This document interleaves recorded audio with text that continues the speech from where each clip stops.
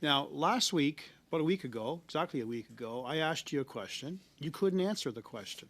I want to know why you deliberately, your agency, the CBSA, not you personally, why the CBSA deliberately misled and lied to the Auditor General when saying that GC Strategies actually provided a proposal for the initial contract to work with the CBSA. That's what the CBSA confirmed to the Auditor General. The Auditor General confirmed that, in fact, that was false. So here's your opportunity to come clean to Canadians and to members of this committee.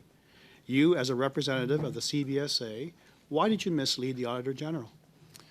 So as a representative of the CBSA, I do not believe the CBSA did mislead the Auditor General. There were different choices at that time, and one of the choices was to have an in-house developed project using staff augmentation, which is the GC Strategies. I'll stop you right there. Are you suggesting the Auditor General simply got it wrong? They looked for a proposal on the initial contract with CBSA that you said you had in your possession from GC Strategies, and they confirmed it wasn't there. Well, I think what you're referring to is missing documentation, which I think has been subject to a number of different inquiries. Lots of different people have been looking for the documentation, and that is also part of the investigation to see whether the documentation is missing because of COVID or because of some other reason. GC Strategy, specifically Mr. Firth, when he attended a few weeks ago, refused to answer questions regarding his involvement in the $25 million IT service contract, stating that responding to that question would somehow jeopardize the RCMP investigation.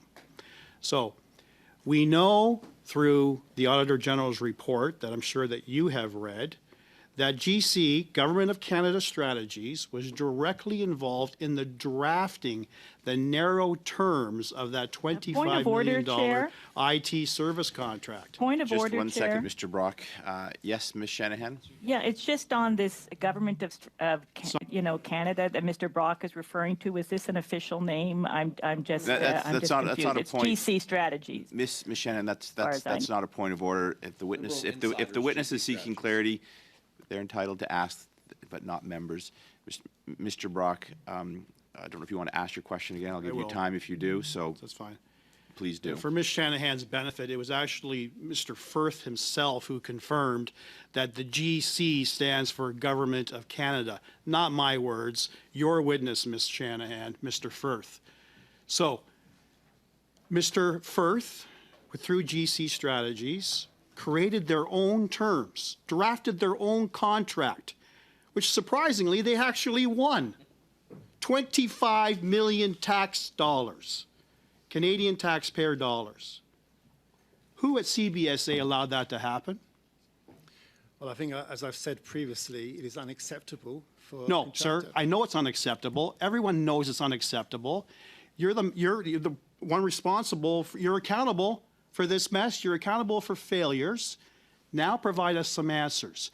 Who at the CBSA, I want names and I want positions, allowed Government of Canada Strategies to draft their own contract worth 25 million taxpayer dollars? Name, sir. Well, that is, as I've said before, it's the Board of Technologies and Innovation Directorate which were responsible for that. Give me a name. Not a department, give me a name. Well, the DG is Mr. MacDonald, and the Executive Director was Mr. Utano.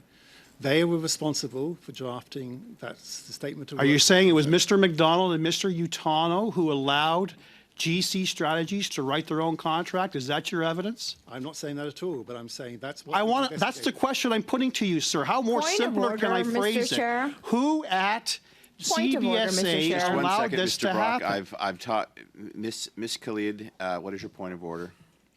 With the years of experience we've had, we treat our witnesses with a little bit more respect than what Mr. Brock is treating our witnesses as right now. That is not a point of order.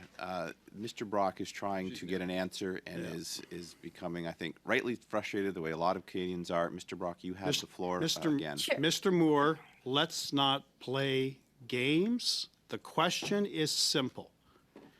Who, give me a name, at CBSA allowed Government of Canada Strategies to write their own contract, which they won, $25 million. Give me names, please. Well, I think as I've already given you names, but they're... And I asked you, you gave me names, you gave me Mr. McDonald, Mr. Utano.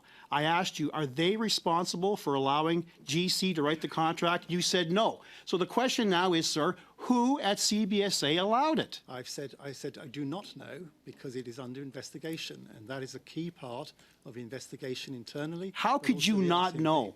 Point know? of How order could you again, not Mr. know, Chair. Just 1 second, Mr. Brock. Yes, Miss Khalid. This is a point of order on decorum. The witness has said time and time again he does not know there is ongoing investigations. Why are we badgering a witness? Again, that is not a Please, point of Chair. order, Chair. That is absolutely a that is point of not a order, point Chair. I This thought- is about well, decorum. Miss Khalid, Mr. Brock's question was simple. Why don't you know? That's what that was his question. It seems to be a Chair, valid question. You might not like how it's I didn't know posed. that you became, I'm so sorry, Chair. I didn't know you became an agent for the Conservatives Wow. there, but He's a Conservative I'm asking you, MP, to but- be fair, he's also the chair of this committee, Oh, which gosh. begs of him to be nonpartisan in his deliberations in doesn't. how we No, it operate as a doesn't. committee. Yes, it does. Yes, Ms. Khalid, Yes, it and I'll does. point out I've had my share of Conservative MPs who have whinged at some of the decisions I've made as well. So And when I get it Chair, from both I sides, am I find quite myself tired of right in the this position I need to be. unparliamentary Miss behavior. Khalid, Mr. Brock has the floor. His question was, why don't you know? That question is in order. Mr. Brock, you have about 40 seconds left. So you can ask Mr. for 6 minutes the same question. Okay, hold on. Miss Khalid, the more you talk, the more time, I'm going to start, the more you talk, the more time Mr. Brock has, because you're running into his time to get questions going back and forth. So, Mr. Brock, you have the floor for 40 seconds. Thank you, Chair, and I won't be silenced by Ms. Khalid or Ms. Shanahan or anyone on that Liberal bench, because these are relevant questions that Canadians want to know an answer to. So I'll ask it again for the 5th time, sir. Why do you not know who in particular allowed GC to write the terms of their own contract, given your position at the CBSA? And the question can go to Mr. Vleming as well. Why do you not know? So actually, Mr. Hayes has helped me with the chronology in that Mr. McDonald actually left the CBSA on the 23rd of April 2021, and the first competitive contract awarded to GC Strategies was on the 16th of May 2022. It is still subject to review of the independent of the investigations. Once that has The investigation run by Mr. LaFleur. Mr. Brock, your time is up. The I'm RCMP afraid also I will looking at this issue. come back to your bench. Ms. Khalid, you have the floor for 5 minutes, please. Thank you very much, Chair. And to our witnesses, what steps have you taken to ensure that this does not happen again? And, you know, I think Canadians, all parliaments, members of parliament realize that this is not something that should have happened at all. Mr. Barrett, you have the floor for 5. So, Mr. Moore, it's going to be incredible, if not impossible, for Canadians to believe that CBSA has no idea who authorized GC Strategies to ink the requirements for a $25 million contract and then get awarded that same contract, and nobody knows. Nobody knows. And you offered some names. Then, when pressed by Mr. Brock on if those names were those responsible, you said, "Well, no, that's not what I'm saying." But you're not able or willing to tell us who. And then Mr. Hayes tells you that one of those individuals wasn't even there. So it's hard to believe. So, in any other business, in any other environment, there would be serious repercussions. You said, sir, on ArriveCan that you are, quote, you said, "I'm accountable for failures," end quote. These are massive failures, the likes of which have not been seen in decades in this country. Have you offered to resign? No, I've not offered to resign because I'm actually very proud of what we've achieved over the last 6 years. That's shameful. There's nothing to be proud of in this. And I would, if I had time, I'd dig into the supposed cost savings but the paper-based applications, Yeah. those were Point of those, order, those were Chair. human costs. Point of order, Chair. Yes, Ms. Shanahan, point of order, please. Again, the shameful treatment of our witnesses who are She's using the official same before word us. I used.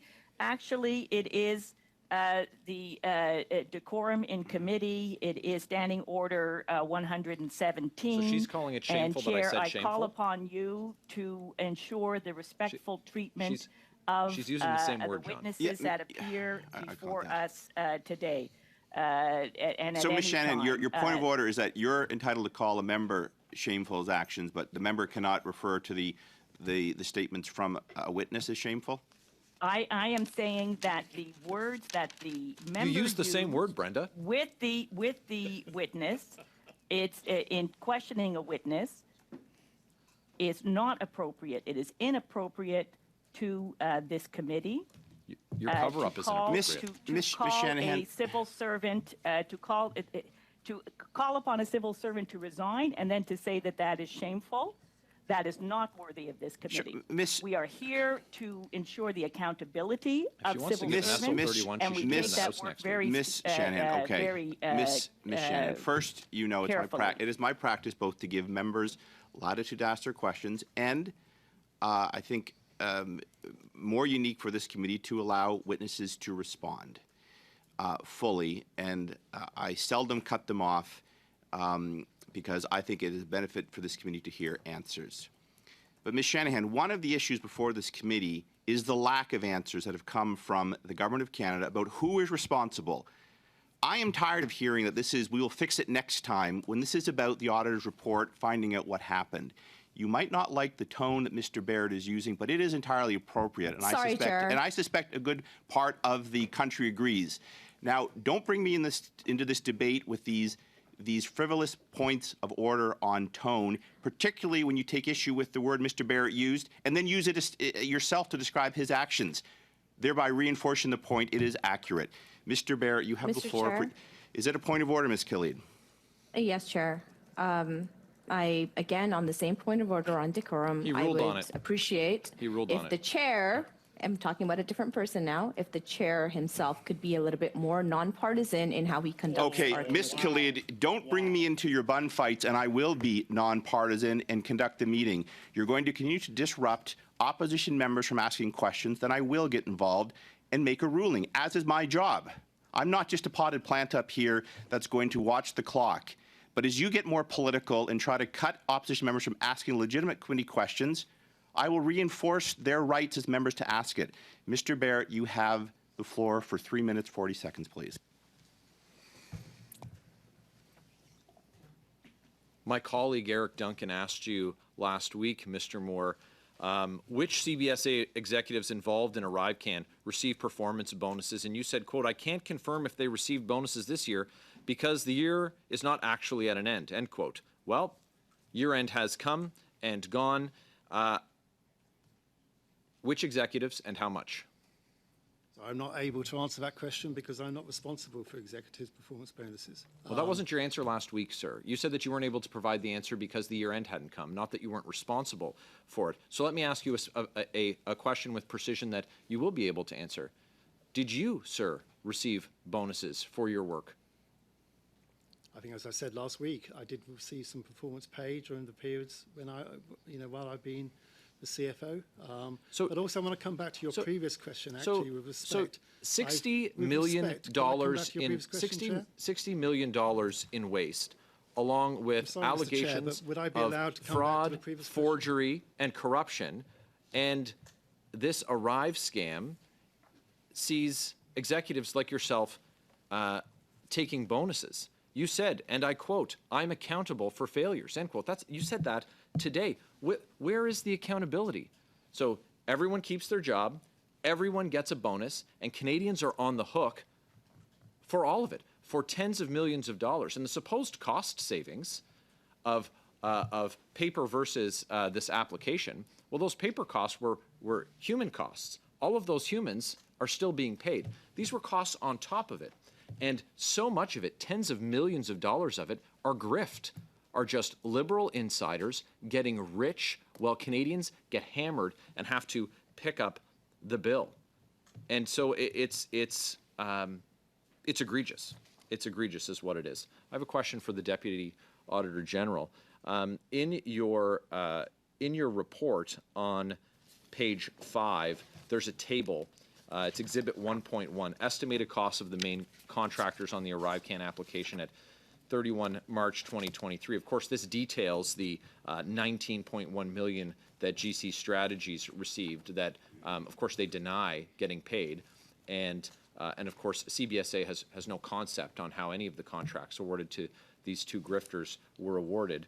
But at the bottom of that table, there's a line other, and it's $6.1 million. Obviously, the big numbers draw a lot of attention, that $19 million. But this 6.1 million, so Canadians are now wondering how much of this corruption exists in the system and what makes up these companies. Are there numbered companies involved? Because we need to understand who it is that's getting rich off of this project that, of course, border service officers said was absolutely ineffective and prevented them from fulfilling their responsibilities. And we've heard that from their union representatives and directly from BSOs themselves. So that's 6.1 million. Who makes up that list? So we didn't include the details in our report. All of those companies, contractors, received less than $1 million. That was the cutoff that we used for the table. As we said in the footnotes to the table, there were 21 contractors. We haven't notified those contractors of the fact that we would name them in the report. We didn't name them, but there were 21. So we're talking from the low dollar values up to at the high end, possibly $1 million. Are you able to furnish the committee with a list of those contractors? We do have a list of those names, and we can provide it to the committee. Thank you very much. I appreciate the work of the Auditor General's office. Thank you, Mr. Barrett. That is